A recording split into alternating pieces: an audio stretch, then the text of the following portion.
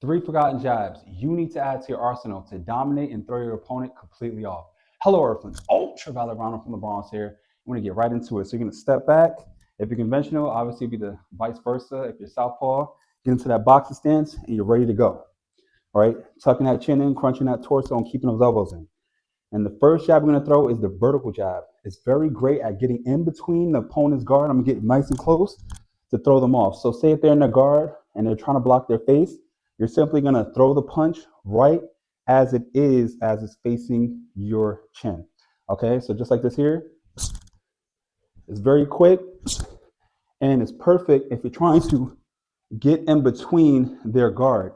Because most of the time the regular jab is going to kind of touch their glove, but you can break right in between that guard with that vertical jab. That jab comes from Wing Chun, very useful. So again, and then from the side. All right, now the second jab, which is made famous by Larry Holmes, Tommy Hearns, and Lennox Lewis. George Foreman would do it at times, but not really, which is the flicker up jab. You could do it with your guard up, which I would advise unless you're slick, you have crazy cat-like reflexes, but you could do it with your guard up, and simply you're acting as if you're flicking water off of your knuckle while going upward, okay?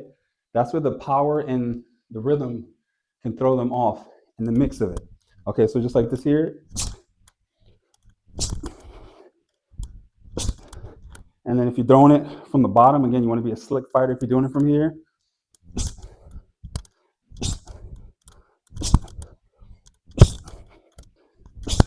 It's very useful at throwing your opponent's game off because since it's out of their peripherals, it's harder to see it coming. And at the same time, it's very snappy. And if you're doing it properly, you can really do damage on your opponent, leading up with a power punch behind it. Because if you're hitting them with that and you follow up with a power punch, more than likely they're probably going to get knocked out. So again, you can throw it from the guard here. Your hand goes slightly down, all right? So when you feel like your hand is dipping, that's when you're going up in the flicker, okay? Practice makes perfect. Great jab to use to throw your opponent's timing and rhythm off. And the third most useful and probably the best jab you can do to disrupt your opponent's rhythm, take the air out of them, which is that stabbing jab to the body. All right, and you want to step in to really take the wind from their solar plexus. So I'm going to step in and I'm going to go vertically with my fist while stepping to the right to get out of the way if they were to throw a power punch. And then come back to guard in front of them if I want to tee off, or I can step in and then back off.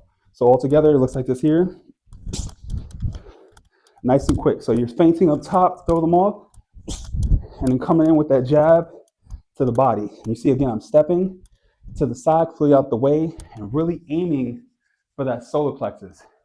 And it's a great jab to use because not a lot of people do it, and it will completely disrupt their rhythm. So I'm here, stepping to the side. Now, the key to getting really good with any particular punch is practicing it as often as possible. If you have the ability to spar, try it out in practice and see what works best for you. And of course, have fun and always be a student to the game. Now, if you find this video useful, please give it a like and subscribe, and always work towards becoming your greatest version.